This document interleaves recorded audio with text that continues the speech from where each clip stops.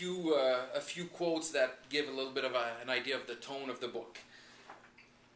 We need a new democratic socialism, one that is inspired by the original ideas of the 19th century, one that is adapted to the realities of the 21st century, and one that has learned the lessons of the 20th. Another one, we need a new movement for the democratization of our economy, and this great movement must rest, notably but not exclusively, on the labor movement, on the cooperative movement, and social economy, and other such movements, as well as on political parties, socialists and social democrats. All must reinforce and renew themselves internally while cooperating and exercising together their political strength externally. And last but not least, and this is one of the last paragraphs of the book, the 21st century puts us in front of very, very clear choices. To accept a society dominated by the new tyranny of mega oligopolistic corporations, or build an alternative that's democratic, that puts people, their needs, and their priorities first. We can build an economy for the 99%. It is possible.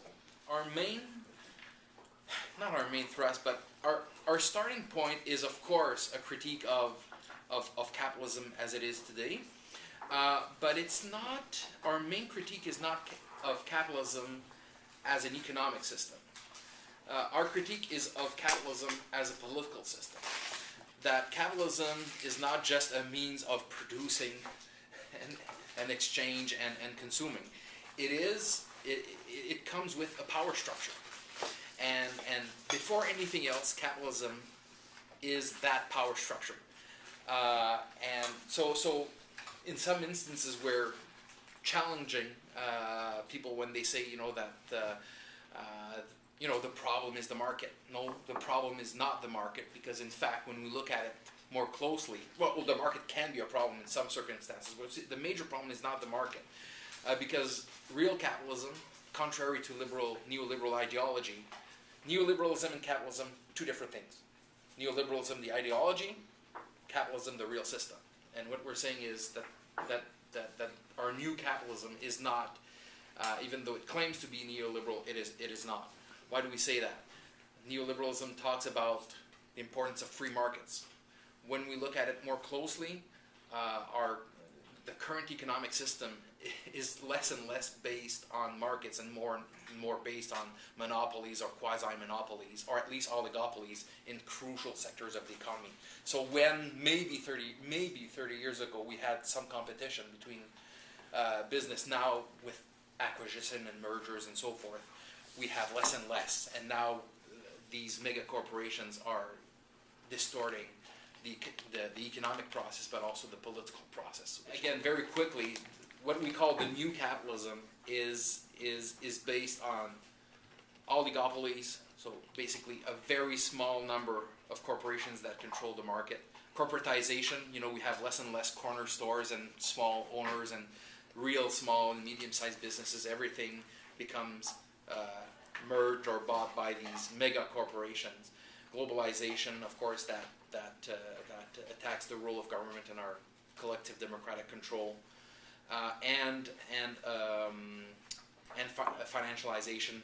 Before, at least, when people wanted to make a profit, as the old language says, they had to exploit the workers, right? Well, now they don't even have to exploit the workers. They can make money just shifting around other people's money. So our critique of capitalism is of this new capitalism and the political power and the power structure that goes with it. So if that is the problem, what's the solution? So this is our main thesis around the democratization of the economy. And basically, how do we give power to people on the levers of the economy? Why do I say, how do we democratize the different levers of the economy? In talking with Brian the other day, we were talking about the democratization of means of production, and we know where that sentence comes from, and it was written in a different context than today, right? So this is why when I talk about economic levers, we need to look broadly and not just the means of production. I'll come back to what that means. So what are the different dimensions of the economy, and then how do we democratize them? First aspect, of course, production, right? Work. How are things produced, and how is the workplace organized? So that's the first dimension. And of course, in that section, in that chapter, we talk about the role of unions. We talk also about other models like worker co-ops and other models, and also different means of worker participation even within private corporations. So we're not saying economic democracy is only co-ops and it's only worker-owned operations. We can have democratic processes within even private business, and we talk a little bit how we can do that. Because the other dimension is, of course, consumption. So the question is, well, how do we democratize consumption? Or should we? We say that we shouldn't just be passive consumers, that our only power is choosing, the current ideology says we have a choice. Yeah, we have a choice between Burger King, McDonald's, Wendy's, and Harvey's. That's our choice as consumers. We actually say that no, we need to look at, especially the most essential services in the economy, that we can through cooperatives or other means to ensure that the public and that consumers have a say within in this area of consumption. So the other dimension, to be frank, and this is, I think, an absolute priority, is investment. Because of the new nature of capitalism, it's a financialized, globalized, corporatized system with extremely few players. One example, there's BlackRock Investment in New York. One company controls, I think it's $1.7 trillion. So we must ask ourselves the question: how can we have political democracy if we have such a concentration of wealth and political power and control? So how do we democratize investment? Well, we talk a little bit about the labor-sponsored funds, and some like them and some don't like them, but we talk a little bit about them. We talk about ideas around the Meidner Plan in Sweden in the 70s, something that was proposed, a way of transferring basically some private corporations' profits into community funds and so forth. So there was an interesting mechanism there, and you slowly yet surely you grow the base of what we could call democratic investment, locally controlled investment, worker-controlled investment. Another dimension of the economy is governance. How is the economy structured in itself? And so we ask the question, but at three different levels. So the nation-state, the state level, the local level, and the international level. I think the thing that probably interests us the most is, the national level and the role of government, and we go in detail on what we think needs to be in the public sector, and we say why. So there's somebody that wants arguments on why one thing should be controlled publicly and why other things not necessarily. There's very good arguments in there.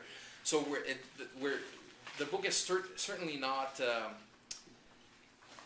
We're not complete statists in terms of that part of the left that every time that there's a problem, we think that the government is the solution. Sometimes it is, sometimes it's not.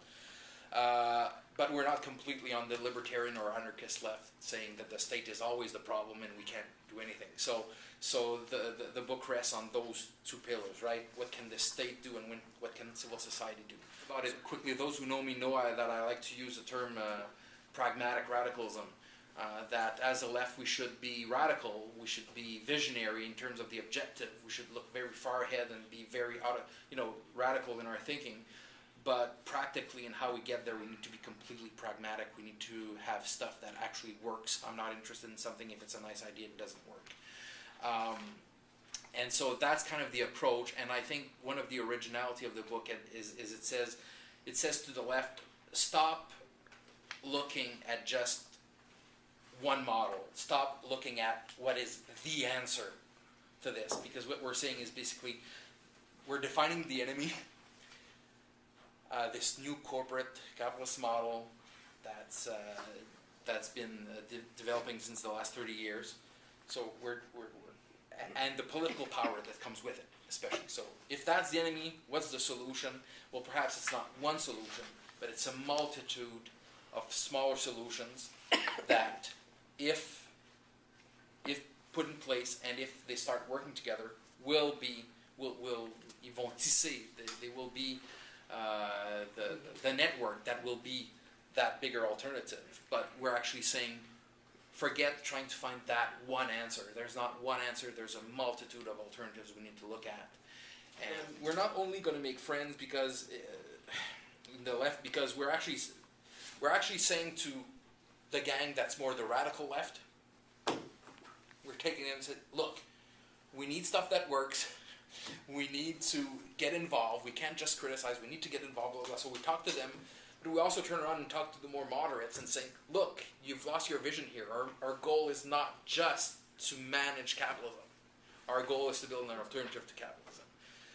So, and we talk to those who are in civil society, or exclusively in civil society, more the libertarian left, more the anarchists, saying you're wrong in thinking that the state can't do anything, can't be reformed, and that political parties and the political process doesn't work. You're absolutely wrong. But then we turn to the more people that are more partisan and say, look here, a big part of the essence of social democracy, of democratic socialism, is in civil society, is in these groups, is in co-ops, and so forth. And don't forget them. At the same time, we're not naive. We don't say that democracy is easy or always makes the best decisions. We have faith that ultimately, overall, it will be much better, and we'll have an economy that serves people. Why? Because people will own it and control it. But it does not guarantee at all that always the best decisions will be made. The biggest bank in Quebec is a co-op. Wonderful. There's only a few places in the world. Perfect. But that doesn't mean that all decisions by Desjardins are good. But it means that we have mechanisms to change those decisions if we want. We can have hybrid models. One example is again, childcare in Quebec. It's government subsidized and regulated. At the same time, the centers themselves are social economy. Mm-hmm. It's legal structure. It's a social economy business. Yeah. And there's a board with parents and stuff like that. So there's sometimes mixed models like that. So the reason we're writing this is, part of it is to say to people who do good work right now, but don't necessarily see themselves as part of the same broader movement. Okay. So we have telling them, no, guys, we're in this together. We're part of the same movement. Like the labor movement and the co-op movement, they don't talk that much.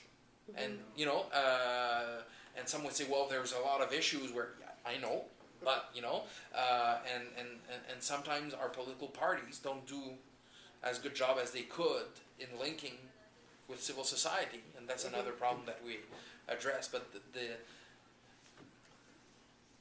this idea of economic democracy its goal is kind of to be an umbrella of different movements to tell them, no, you're part of a similar movement, you're just attacking a different part of it. Like, okay, you're a movement on responsible and ethical investment.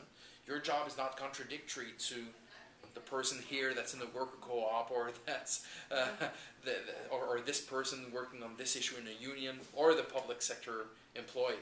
So we're trying to have a certain consciousness around that. But one of the problems is that these different organizations and a lot of people that consider themselves on the left, they don't necessarily see themselves as part of a broader movement. The objective is certainly not to nibble around the edges, but our answer to the question, do we need to overthrow capitalism, is no, we need to replace it. My preoccupation is not what we tear down, it's what we build.